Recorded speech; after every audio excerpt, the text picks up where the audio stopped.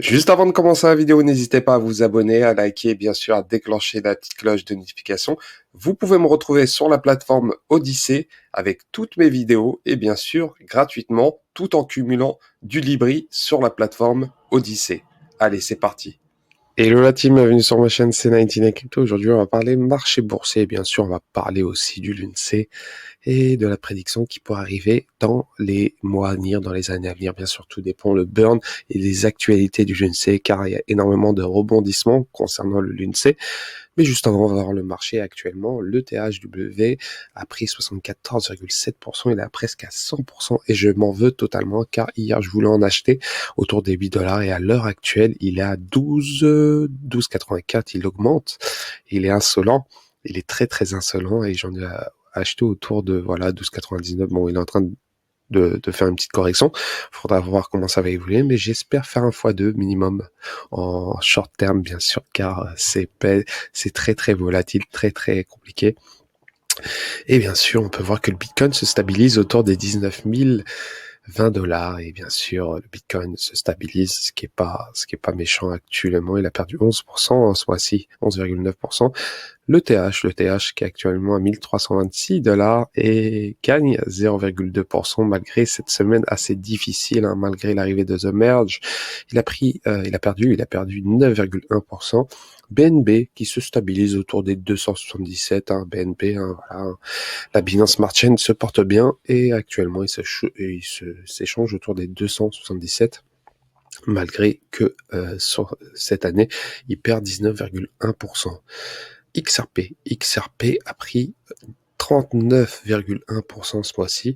Et ce qui est intéressant, c'est que sur l'année, il est perdant de 48,4%. Donc, énormément de FOMO concernant XRP, ce qui est tout à fait normal, car il y a énormément de choses qui sont en train de se passer avec le procès de la SEC, mais en tout cas, il s'échange autour des 0,48%, à 48 dollars.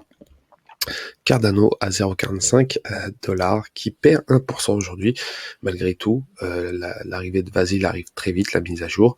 Solana 33,78, hein, Solana à l'heure actuelle qui perd 0,4%. Dogecoin à la 10e place qui est à 6 centimes et perd 4,1%. Dogecoin s'essouffle, j'ai l'impression. Polkadot à la 11e place, vraiment Polkadot incroyable, hein, à ce prix-là, 6,31 $. Un géant qui est en train de dormir, mais en tout cas, quand il va se réveiller, il va énormément faire mal, surtout pour le marché actuel. Donc, Polkadot, à ne pas dénigrer. Il perd 10,3%. Polygon qui perd 1,4%. Shiba Inu qui progresse légèrement d'1,5%. Tron, 0,5%. Il est à 6 centimes. Avalanche à 17,71 et bien sûr Uniswap à 0,3% et le Ethereum classique qui progresse légèrement. Le Ethereum classique, comme je vous ai dit, ETH PW, Proof of Work, excusez-moi, il est difficile à dire, hein, ce nouveau Ethereum Proof of Work.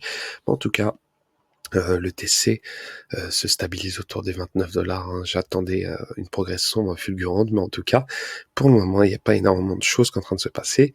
Faudra attendre, faut être patient. Faut réellement être patient avec le terrain classique. Et bien sûr, Cosmos à la 21e place, qui est actuellement à 13,79 et qui perd 1,8%. Donc, qu'est-ce qui se passe actuellement concernant le LUNC? Juste avant, on va vite fait voir un article concernant les stablecoins. Hein. On sait très bien que le gouvernement américain prépare une loi concernant les stablecoins et bien sûr ça pourrait impacter l'USTC. Hein. Donc une news que j'ai fait relayer il y a quelques jours, mais là j'ai l'impression que ça a l'air sérieux. Bien sûr, il y a énormément de stablecoins qui sont concernés. Et ils en citent quelques-uns. Si je retrouve la ligne exacte, hein, donc on peut parler du SUSD ou encore le BitUSD qui est concerné. Hein, donc le SUSD qui est indirectement le stablecoin de Synthetix. Et bien sûr, ça pourrait impacter le jeton SNX. Donc, faut faire super attention concernant le SNX à l'heure actuelle. Et bien sûr, on va directement sur le LUNC. Et le LUNC, on regarde les top holders dans la on-chain, ce qui est intéressant. Et ce qui est intéressant dans la on-chain à l'heure actuelle, il y a 57 personnes, 57 adresses qui détiennent plus d'1 milliard de LUNC. Et bien sûr, on peut voir que la on-chain, et là, il y a quand même énormément de personnes qui ont des wallets, hein, énormément de wallets. Donc ici, là, on peut... Non, excusez-moi. Il y a 57 adresses qui détiennent sur des DEX 1 milliard de l'UNC et sur des wallets en holding 1 milliard de l'UNC. Donc voilà, on peut voir tous les détails. Bien sûr, on peut voir énormément de choses. Hein. Ceux qui détiennent plus d'1 million de l'UNC sont 28 781 sûrement sur la Terra Station, et bien sûr sur les plateformes 28 734. Hein. Déjà c'est énorme. Si demain tous les personnes qui détiennent du l'UNC vont sur Terra Station, ça pourrait doubler, donc ça pourrait impacter le pourcentage que Binance détient. Donc faut pas oublier qu'il y a énormément de holders qui détiennent du l'UNC sur la Binance, la plateforme de Binance. Donc ça fait énormément de choses. De plus, qu'on sait, c'est le top burn. Le top burn, il y a énormément de choses concernant le top burn à l'heure actuelle. Si ça charge, ça prend un peu de temps. On sait très bien que le Lunatics token est toujours premier à 2,156 milliards de jetons. Derrière, bien sûr, il y a le burn actuel à 1,17. MEXC à 1 milliard. Le Lunstao, ils ont un Twitter, ils ont brûlé 329 millions. Et bien sûr, les utilisateurs de Binance ont brûlé 145 millions. Et bien sûr, on peut voir que ça burn, quoi qu'il arrive. Hein, ça burn, quoi qu'il arrive. Et c'est bon signe. Faut être réellement patient. Réellement patient, car le validateur arrive. Concernant le Lung Pingouin, eux aussi vont avoir un validateur. Et bien sûr, il y a énormément de choses qui sont en train de se passer et c'est très bénéfique. Et bien sûr, on va parler du prix qui pourrait exploser. Et bien sûr, ce coin perspective, on peut voir que voilà, on peut régler le prix à l'heure actuelle. Donc la market cap est actuellement à 1,6 milliard. Et bien sûr, on peut voir que la total supply est de 6,9. Hein. Si on s'amuse à réduire la market cap à 10 milliards, par exemple, c'est assez intéressant.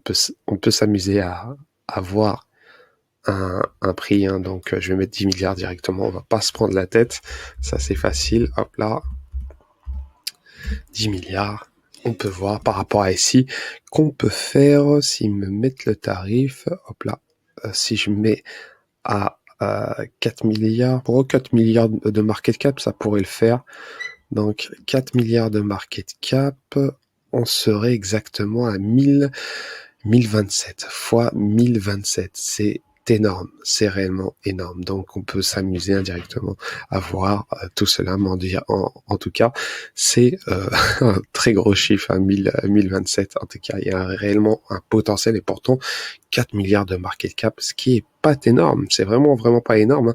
Donc 4 milliards de market cap, plus si on réduit la total supply à 10 milliards de jetons l'UNC, ça fait 1027 fois 1027, c'est énorme. Donc voilà, concernant cette petite vidéo, cette petite prédiction qui pourrait arriver concernant l'UNC. Donc n'hésitez pas à commenter, liker, bien sûr, à vous abonner.